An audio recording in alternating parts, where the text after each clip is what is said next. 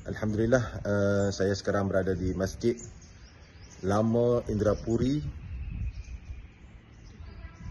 di dalam kawasan Aceh, dalam perjalanan menuju ke kawasan Aceh Utara ataupun kita sebut sebagai di sini Aceh Besar. Di sini kita dapat lihat, kita dapat tengok Masjid Lama Indrapuri yang juga merupakan sebenarnya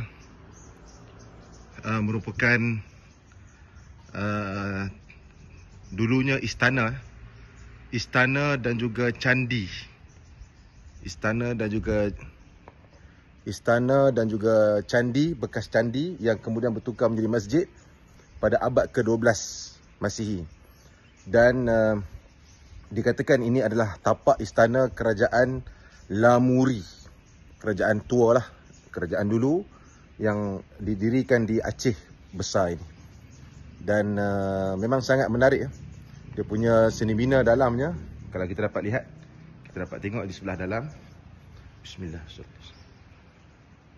Ni kita dapat tengok seni bina dia. Tu sangat cantik.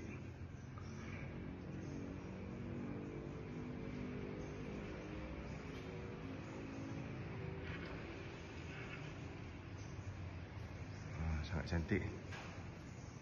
Dan kalau kita dapat lihat, kalau kita dapat tengok, dia ada macam binaan putih ni. Memang kerana sebenarnya awalnya merupakan tempat, dikatakan tempat pemujaan ataupun candi pada abad ke-12 Masihi, dan kemudian ditukarkan menjadi masjid.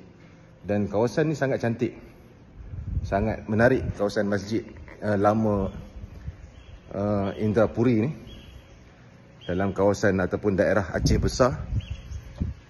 Dia terletak di sebelah sungai. Kalau kita dapat lihat, kita dapat tengok di situ ada jambatan, dan saya melintasi jambatan tersebut tadi. Daripada tempat ini ke Bandar Aceh lebih kurang dalam sejam juga. Ni kita dapat tengok. Bismillah.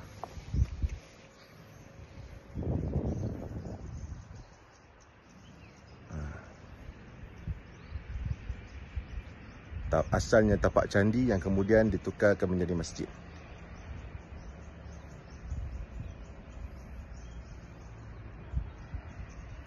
Dan ada sejarah mengatakan di sinilah Sultan Iskandar Muda pernah mai, dan berlakulah beberapa peristiwa bersama dengan Sultan Iskandar Muda di sini.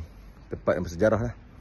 Dan saya dalam perjalanan menuju ke Aceh Utara di Sigli, dan kemudian insya-Allah malam ni saya akan menginap di Sigli, dan kemudian saya akan teruskan perjalanan esok ke Lok Semawai, dan seterusnya insya-Allah akan sampai ke kerajaan Purba.